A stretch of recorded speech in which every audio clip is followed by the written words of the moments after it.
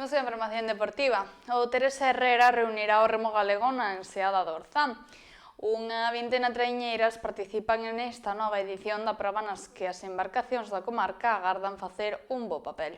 Regresa un dos clásicos do remo galego. Esta fin de semana o Teresa Herrera protagoniza o calendario deportivo coa disputa da súa 40ª edición no apartado masculino e a 10ª na feminina.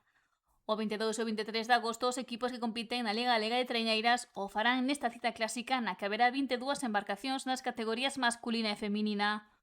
Unha delas será a do Club Remo Puebla, que estará na Enseada do Orzán. Para nós será o broche de ouro desta tempada, xa que non vamos ao playoff por non conseguir este pasado fin de semana en Cabo de Cruz a segunda posición.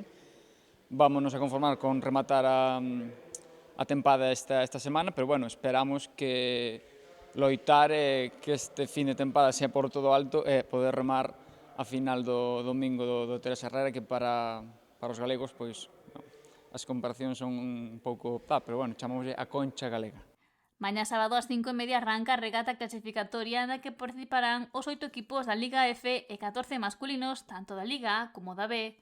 A competencia será dura, pero o Puebla agarda estar o domingo na fase final. Está complicado, aparte no Teresa Herrera pois é unha regata que ten unhas condicións de mar pois exigentes, que se hai ola de fondo, hai vento, pois vai haber un mar bravo. Non dan especial un parte moi alá, pero bueno, sí que levamos unha semana indo ao Guiño a buscar ondas de mar de fondo para entrenar eso.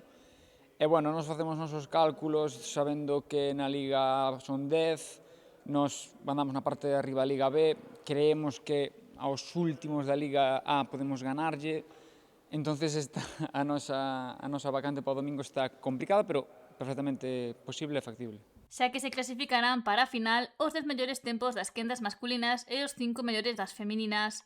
Mañá sábado arranca o Teresa Herrera e a proba será en formato contra o reloxo. Vamos sin referencias de barcos á par porque vamos un cada minuto e despois, bueno, creo que vai primeiro a Liga B e depois a Liga A. E, bueno, pode haber uns poucos cambios de vento ou de mar, pero, bueno, o campo do Orzán do Riazor dali de Coruña é bastante igualitario e eu penso que as condicións son iguales para todos. E xa che digo, ali pois hai algúns equipos que se dan mellor remar en mar aberto, nós aquí dentro da ría pois non temos esa posibilidad, por iso temos que ir a Quiño a adestrar e tal, pero este novo proxecto que temos, que esta terceira tempada, só competimos en 2 Teresa Herrera, o do primeiro ano, 2024, que nos clasificamos, e agora temos un equipo moito mellor.